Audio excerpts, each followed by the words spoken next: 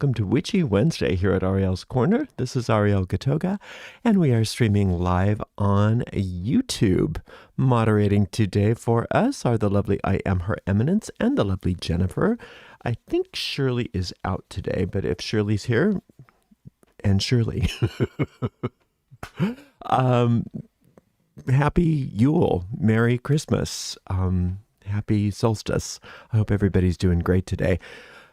Maybe we have a tiny stream today just because it's Christmas Eve, but I didn't want to be off completely on Christmas Eve, so here we are. Today we're actually going to do a fairy tale. I thought I was going to do a talisman or something, and I thought, no, let's just keep it easy. We'll do a nice fairy tale and enjoy ourselves.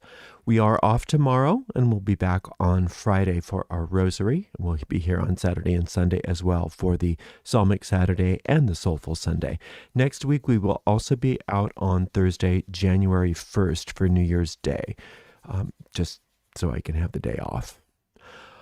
All right, so that we can all have the day off, I should say. We all work hard enough.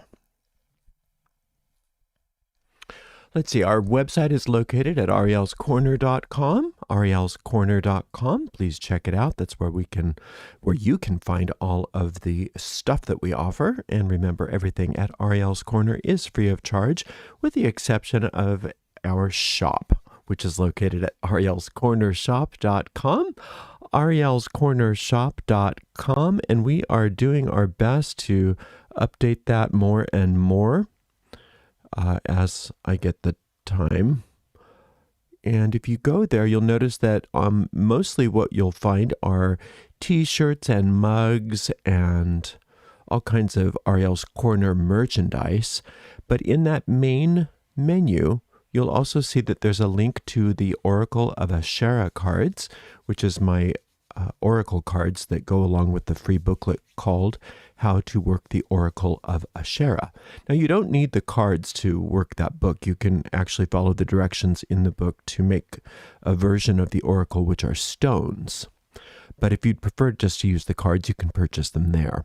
We also have an Amazon storefront. If you click on that, you'll notice that we have several categories of recommended merchandise, and all of those are affiliate links for us on our for Amazon.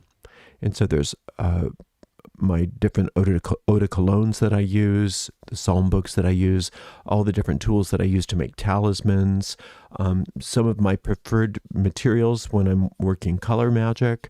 I put some handwriting magic materials, the different pens that I like to use, and other papers and things. There's athames, tarot decks, all the books of my recommended, or most of the books from my recommended reading list that are still in print anyway. There's chalices, pentacles, altar cloths, thuribles, candles, incense, and then there's a collection of floral perfumes, which I use for all of my planetary and angel magic. There's some astrology books, different Van perfumes, so all kinds of cool stuff there. I'll be adding more and more as I have the gumption to do so. All right, if you'd like to donate to Ariel's Corner, you can do that by going to paypal.me/arielgatoga. If you'd like to do through PayPal, again, that's paypal.me/arielgatoga. If you'd like to use a credit card or something like that, you can use the donation link right on our website. It's in the footer of all the pages of our website. Again, our website is arielscorner.com, or you could always use a super sticker, super chat, or super thanks on YouTube if you feel like giving us a donation. We do appreciate your support. We do have a chat thread open on this stream, so if you have any questions for me, you can put them right in the chat thread, and I will get to them before the end of the stream. We don't have a premiere today, but we do have one scheduled for Friday, the day after Christmas, so if you'd like to show up for that, we'd love to have you there. That'll be at 11 a.m. on Friday, right after the rosary stream. All right, did I do it all? I think I did it all. If not, meh, it'll be fine. Let's do a quick meditation and we'll get right into our fairy tale. If you are in a place that is safe and appropriate for you to do so, please close your eyes and begin to take some nice, long, slow, deep, relaxing breaths in through your nose and out through your mouth. With every inhale, feel more light and peace entering your body and mind. With each exhale, let go of all the tension in your body, along with anything in your mind you do not want. Inhaling peace, exhaling as you let go. We picture ourselves on top of a beautiful mountain in the center of a circular grove of trees.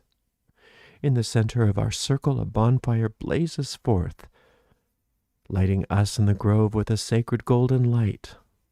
This is the light of perfect love and perfect trust, and it easily and efficiently burns away everything unlike itself, leaving us safe and serene. Into our circle, we invoke the presence of our Creator.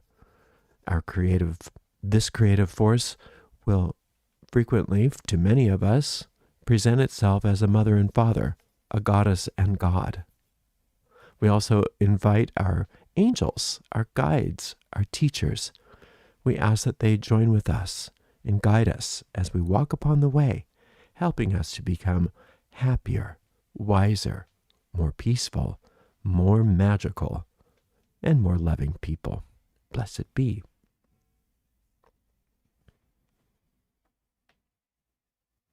This is the story of Rosanella. Everyone knows that although fairies live for hundreds of years, they do sometimes die, especially since they are required to spend one day each week in the form of an animal, which, of course, makes them vulnerable to accidents. It was in this way that death once overtook the fairy queen. Oh, let's do that one again. It was in this way that death once overtook the fairy queen, making it necessary to call a general assembly to elect a new leader. After much discussion, it became clear that the choice was between two fairies, one named Serpentine and the other Paridamie,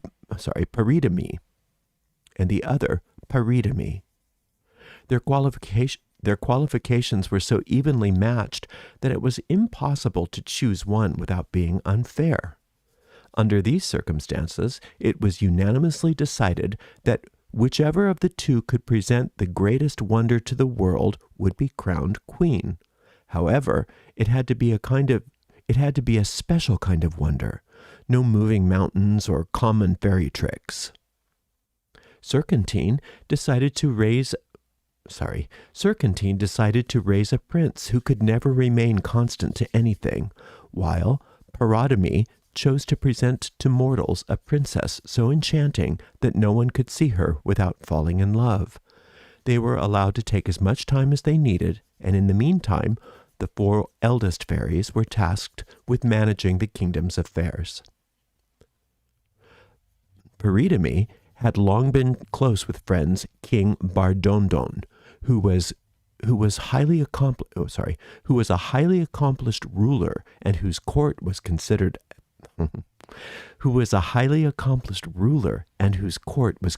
the ideal of what a court should be. Okay, I'm going to do that again. Who was a highly accomplished ruler and whose court was considered the ideal of what a court should be. Didn't make it. One more time. Who was a highly accomplished ruler and whose court was considered the ideal of what a royal court should be. His queen, Balanice, was equally... His queen, Balanice, was equally... I can't talk today. I'm sorry. This was a really bad day for me to do this, but I'm going to make it. His queen, Balanice, was equally lovely. It was rare to find a husband and wife so completely in harmony with one another. They had one young daughter, whom they named Rosanella, because she had a small pink rose-shaped mark on her white throat. From a very young age, Rosanella displayed extraordinary intelligence, and her clever remarks were so well loved by the court that they were constantly repeated at every opportunity. The night following the fairies' assembly, Queen Balanice awoke with a scream. Her maids of honor rushed to see what was wrong, only to find her shaken from a terrible dream. "I dreamed," she said, "that my little daughter turned into a bouquet of roses, and as I held it in my hand, a bird swooped down and snatched it from me." "Someone go check the princess immediately," she added. But when they went to look, they were horrified to discover that the cradle was empty. Despite searching high and low, they found no trace of Rosanella. The queen was heartbroken, and so was the king, though, being a man, he was less vocal about his feelings. He soon suggested to Balanice that they spend a few days at one of their country palaces, and she agreed, since her grief made the liveliness of the capital unbearable. One beautiful summer evening, they sat together on a shady lawn shaped like a star, with 12 grand avenues of trees radiating outward. The queen turned and noticed something strange. Down each path came a charming peasant girl, and each carried a basket that seemed to demand her full attention. As each girl arrived, she laid her basket at Balanice's feet, saying, "Lovely queen, may this bring you some comfort in your sorrow." Curious, the queen quickly opened the baskets and found a beautiful baby girl in each one, all about the same age as her lost princess. At first, the sight of them renewed her sadness, but their sweet charm soon won her over. She sat aside her grief to provide the babies with nursery staff, cradle rockers, and attendants, all while sending for swings, dolls, toys, and bushels of the finest sweets. Oddly enough, every baby had a tiny pink rose on their throat. The queen found it so hard to decide on suitable names for all of them that until she could figure it out, she chose a specific color for each one to be identified with. When they were all together, they looked like nothing less than a bouquet of vibrant flowers. As they grew older, it became clear that while they were all remarkably intelligent and equally benefited from their education, they each had very different personalities. Over time, they stopped being called Pearl, Primrose, or whatever their color might have been, and instead the queen would say things like, "Where is my sweet?" or "my beautiful," or "my joyful." Of course, with all their charms, they had plenty of admirers, not just at their own court, but also princes from faraway lands who constantly showed up, drawn by stories of their beauty. However, these lovely girls, the first maids of honor, were as wise as they were beautiful and didn't favor anyone. But let's return to Serpentine. She chose the son of a king who was cousin to Baradon. Let's do that again. But let's return to Serpentine. She had chosen the son of a king who was cousin to Baradon to raise her fickle prince. At his christening, she had already blessed him with all the graces of mind and body a prince could possibly need. And again, at his christening, she had already blessed him with all the graces of mind and body a prince could possibly need. Now she redoubled her efforts, sparing no effort to add every imaginable charm and allure. Whether he was in a bad mood or good, dressed lavishly or simply, serious or playful, he was always completely irresistible. Truly, he was a delightful young man, since the fairy had given him the best heart and the best mind in the world. The only thing he lacked was constancy. You see, Prince Mirliflor was a hopeless flirt and as unpredictable as the wind. By the time he turned 18, there wasn't a single heart left for him to win in his father's kingdom. They were all his already, and he was bored with everyone. Things stood this way when he received an invitation to visit the court of his father's cousin, King Bardondon. Just imagine how he felt when he arrived and was introduced to 12 of the most beautiful women in the world. His awkwardness grew when he realized that he liked all of them. His awkwardness grew when he realized that His awkwardness grew when he realized they all liked him just as much as he liked each one of them. It got to the point where he could not be happy for a moment without them around. After all, how could he resist whispering sweet nothings to Sweet, laughing with joy, or admiring Beauty? And in his more serious moods, what could be better than having a thoughtful conversation with Grave on a shady lawn, while holding Lovely's hand, and others lingered nearby, and others lingered nearby in silent companionship. Oh, Ariel. And others lingered nearby in silent companionship. For the first time in his life, he truly fell in love, except it wasn't with one person, but with 12, all equally dear to him. Even Serpentine was fooled into thinking this must be the peak of inconstancy. But Paridame kept silent. Let's do that one again. But Paridame kept silent. Prince Mirliflor, okay. Of all the stories to say today when I can't speak, the one with all of these weird names, Prince Mirliflor's father wrote in vain, commanding him to return and proposing one good match after another. Nothing in the world could tear him from his 12 enchantresses. One day the queen gave a large garden party. Just as the guests all assembled, and Prince Mirliflor was as usual dividing his attention between the 12 beauties, a humming of bees was heard. The rose maidens, fearing their stings, uttered little shrieks and fled together to a distance from the rest of the company. Immediately, to the horror of all who were looking on, the bees pursued them. Growing suddenly to an enormous size, they pounced each upon a maiden and carried her off into the air. In an instant, they were all lost to view. This amazing occurrence plunged the whole court into the deepest affliction.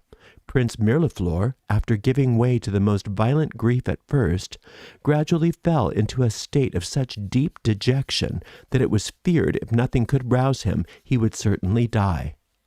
Serpentine came in all haste to see what she could do for her darling, but he rejected with scorn all the portraits of lovely princesses she offered him for his collection.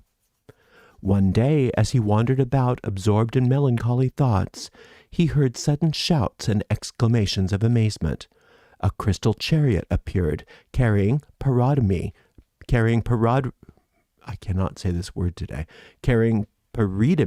and Rosanella, now whole again. The prince realized she embodied all that he loved, and they married, uniting love and constancy forever. So there's some really sort of obvious symbolism in there. The 12 different the princess that was divided into 12 is a nice representation of the 12 types of human beings, the zodiac, or the 12 powers of humanity. And Rosanella, the princess, when she was divided into these distinct personalities, you could say that each represented a different zodiacal sign. In this case, it's representing a different quality or virtue, such as sweetness, beauty, joy, etc.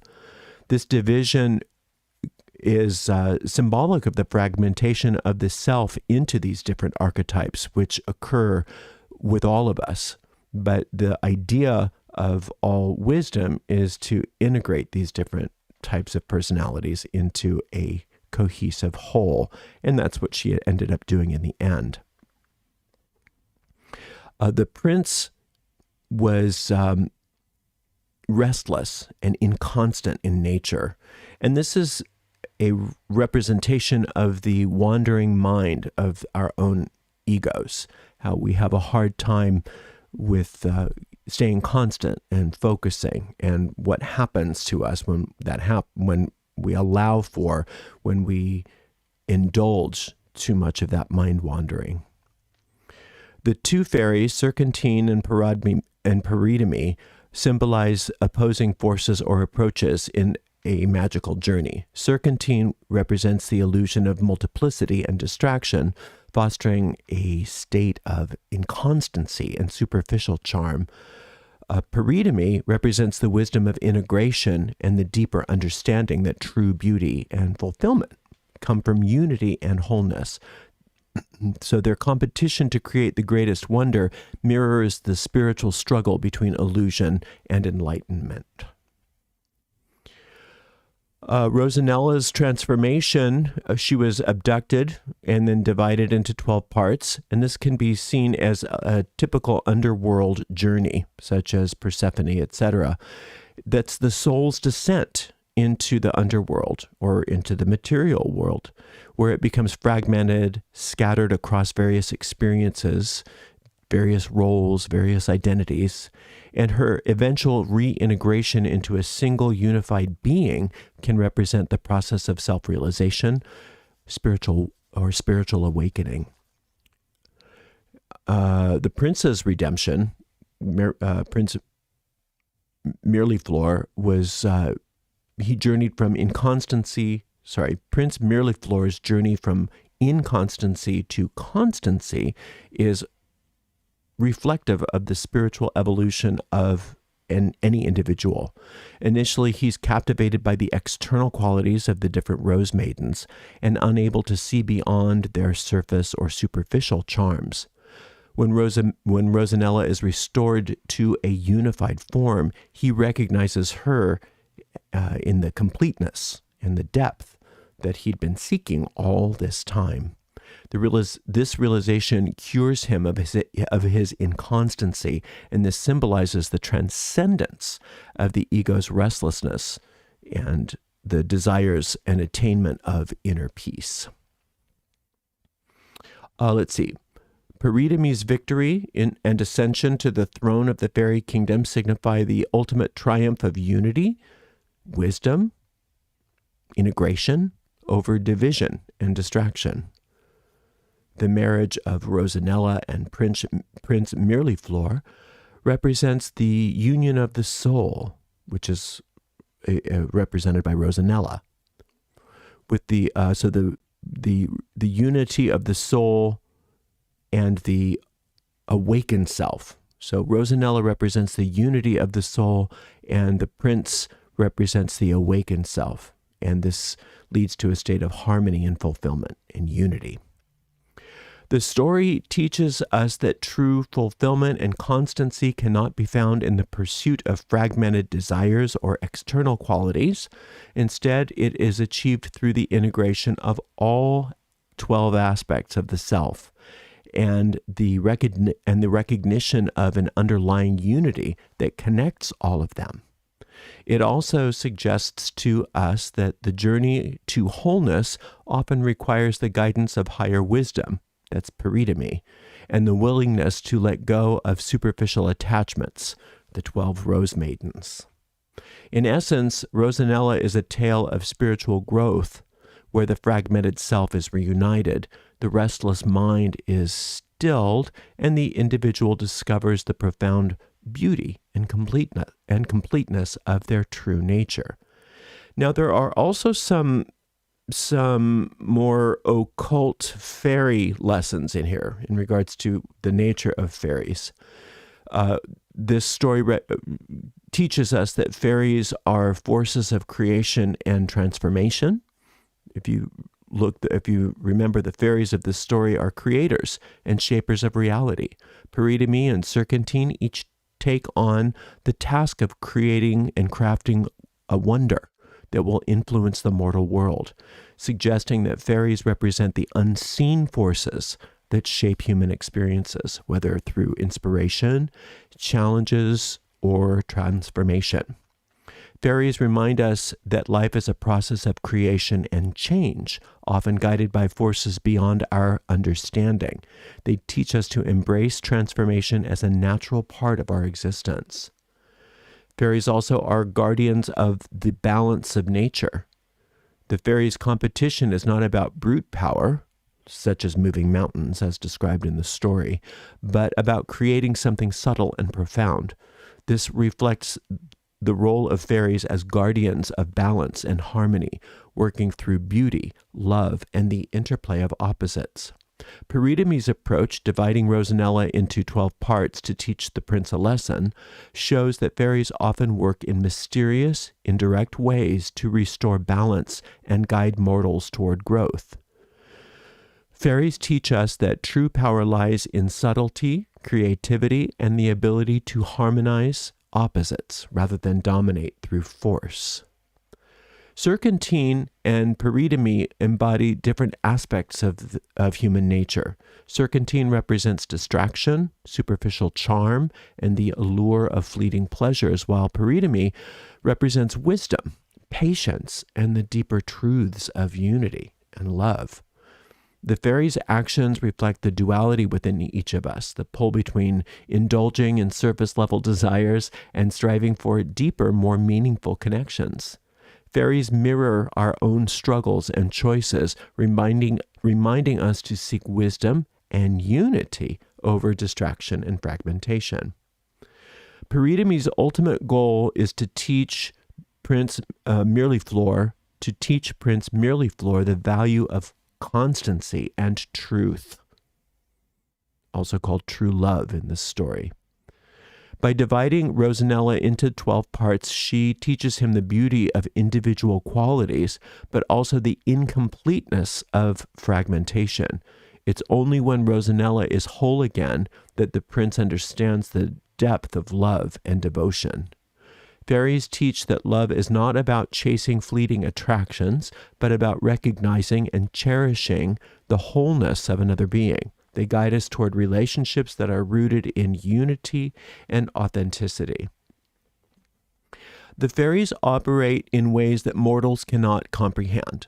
Peridamy's cryptic response to the queen's question about the 12 rose maidens, "Very soon you will cease to miss them," is what she said, highlights their enigmatic nature, their mysterious nature.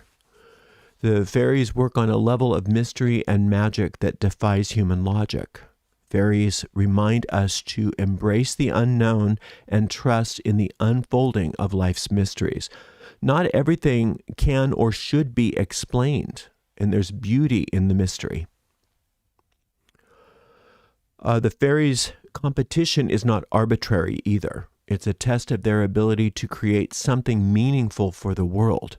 Peridamy's victory is not just about her cleverness, but about her ability to guide mortals toward growth and enlightenment. Even Serpentine, though defeated, accepts the outcome and offers a gift, showing that fairies value fairness and the greater good. Fairies teach that growth comes through challenges very frequently, and that justice is about fostering harmony and wisdom, not simply winning or losing. This story emphasizes fairies' connection to beauty, whether through the enchanting rose maidens, the crystal chariot, the garland of roses, etc. Fairies are closely tied to the natural world and its capacity to inspire awe and wonder. And this is why the fairy kingdom is ruled in angel magic by the archangel Anael. Fairies remind us to find beauty in the world around us and to cultivate a sense of wonder. They show us that beauty is not just superficial, but a reflection of deeper truth and harmony. Both Serpentine and Peridamy use their powers to influence mortals, but Peridamy's approach ultimately helps the prince and Rosanella to reach their full potential. The prince learns constancy, and Rosanella becomes a symbol of unity and love. Fairies thus act as catalysts for human growth, pushing us to confront our flaws, embrace our strengths, and become the best versions of ourselves. The story of Rosanella teaches us that fairies are not just whimsical beings, but profound magical forces. They guide, challenge, and inspire mortals to grow, often through mysterious and indirect means, and sometimes through what seems to be painful experiences at the time. Their true nature lies in their ability to harmonize opposites, restore balance, and reveal the deeper truths of love, unity, and beauty. Through their actions, they remind us to embrace transformation, trust in the unknown, and seek wholeness in ourselves and others. Thank you so much for listening. Until next time, blessed be. Let's see if we have any questions. There's a version of this. The question is, where can one find this book? There's a version of this story, I believe, in the Red Fairy book by Andrew Lang. That's the one that I remember. I believe it's. Let me look here. Where else do we find this one? I think I've got it in another source. Hold on a minute. It is also, yeah, it's a French tale, and it's the original title is Rosalie, and it came from the Conte de Caylus.